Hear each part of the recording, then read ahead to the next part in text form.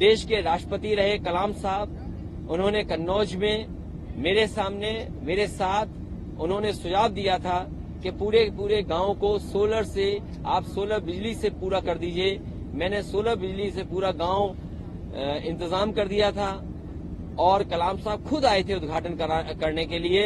वो आज भी उस तरह के गांव बहुत सारे बनकर के तैयार हो गए थे।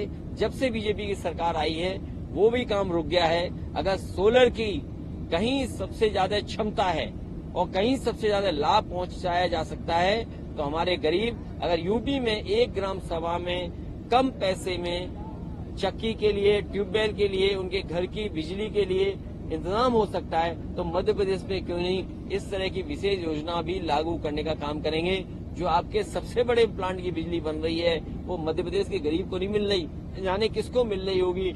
उसको ले जाने के लिए, वहां तक पहुंचाने के लिए न जाने किस बीजेपी के नेता को मुनाफा मिल रहा होगा।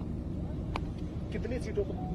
लेकिन मैं ये कह सकता हूं और आप पत्रकार साथी जानते होंगे वो समय जिस समय कांग्रेस पार्टी को अपना बहुमत सिद्ध करना था, गवर्नर के यहाँ गिनती बतानी थी, सबसे पहले अगर किसी दल को ढूंढा गया था तो वो समाजवादी पार्टी थी।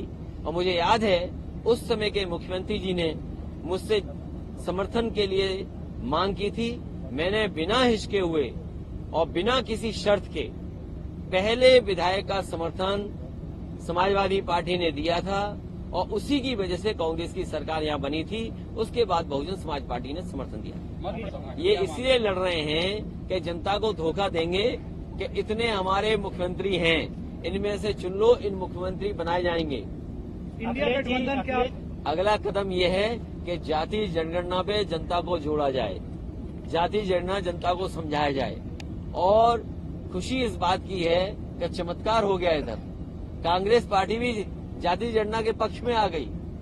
जिसने कभी लोकसभा में जाति जनगणना के खिलाफ खड़े हो गए थे, मुझे याद है वो समय में लोकसभा में था, नेताजी शरद यादव जी, आदरणीय लालू प्रसाद यादव जी और दक्षिण के सभी नेताओं ने मांग की थी कि जो सेंसस हो रहा है वो जाति के आधार पर हो, लेकिन उसने कांग्रेस से स्वीकार नहीं किया था। मुझे खुशी है इस बात की कि कांग्रेस भी अब पीडीए के रास्ते पर आ गई है और जाति जनगणना के पक्ष में आ गई है। इससे बड़ी उपलब्धि और क्या हो सकती है। विधानसभा चुनाव में लेकिन उत्तराखंड में आपको आरोप लग रहा है कि वहां पर आप कांग्रेस के साथ नहीं थे, इसलिए सीट हारी। देखिए, उत्तर प्रदेश में जिस समय बाई इलेक्शन हुआ, जितने भी भारतीय जनता पार्टी के खिलाफ दल हैं और जो हमारे सहयोगी दल हैं, मैंने उनसे सबसे चिट्ठी लिख करके समर्थन मांगा था। लेकिन उत्तराखंड में हो सकता है कांग्रेस को ये लगता हो कि बिना समर्थन के ही हम जीत जाएंगे। उन्होंने किसी समाजवादी को नहीं पूछा और उसका परिणाम क्या हुआ। अगर समर्थन मांगा होता तो समाजवादियों ने समर्थन दिया होता, क्योंकि समाजवादी पार्टी वो दल है जो इंडिया को मजबूत करना चाहता है, इंडिया गठबंधन को मजबूत करना चाहता है। उत्तर प्रदेश में समाजवादी पार्टी बीजेपी को रोकेगी तो दिल्ली में बीजेपी रोकेगी। आज सबसे ज्यादा घबराहट बीजेपी को किसी से है तो समाजवादियों से है।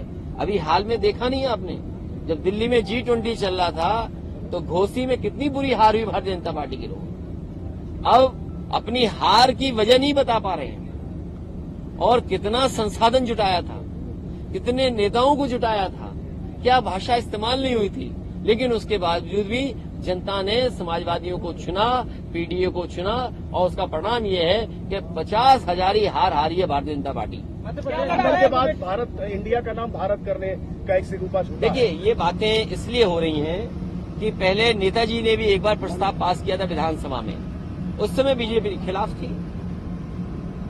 जब नेताजी ने विधानसभा में ये प्रस्ताव रखा था उन परिस्थितियों के हिसाब से कि इंडिया का नाम भारत कर दिया जाए, उस समय बीजेपी ने खिलाफ थे, बीजेपी के लोग वॉकआउट कर रहे थे हाउस में। आज इन्हें भारत क्यों याद आ गया? ये भारत याद करें या कुछ और याद करें, इंडिया इस बार इनको हराएगा। में विधानसभा में आप गठबंधन करेंगे अब ये विधानसभा चुनाव? नहीं, हमारा देखिए हम बहुत क्लियर हैं, हमें किसी से कोई क्लियरिटी का सवाल नहीं है। हमारी पार्टियां हैं, हमारे विधायक थे, हमारी पार्टी को वोट मिलता है। जो हम अपनी पार्टी को एसेस कर रहे हैं, जो हमारी पार्टी के अच्छे कार्यकर्ता नेता हैं आकलन करेंगे, और वो बात रखी जाएगी जो प्लेटफॉर्म है उस पे कि हमारी पार्टी के ये प्रत्याशी हैं, हम इनके पक्ष में आपसे मांग रहे हैं। अखिलेश जी, सबसे बड़ी बात क्योंकि आपको वहाँ भी कुछ मांगना है। अब ये बात अलग है, कोई बड़ी साजिश हो रही हो तो बड़ी बात है। रावण के एक उपासक है, उनकी बेटी को भाजपा ने टिकट दिया। मतलब देखिए, बीजेपी कुछ भी कर सकती है। बीजेपी को ये बताना चाहिए आपको और सवाल पूछना चाहिए बीजेपी से। दिल्ली में नए लोकसभा में एक नया बिल लेकर के आए, महिलाओं को आरक्षण देने के लिए, सीटों का आरक्षण मिलेगा उनको, और नाम भी बड़ा अच्छा रखा उन्होंने। मैं ये जानना चाहता हूं जो अभी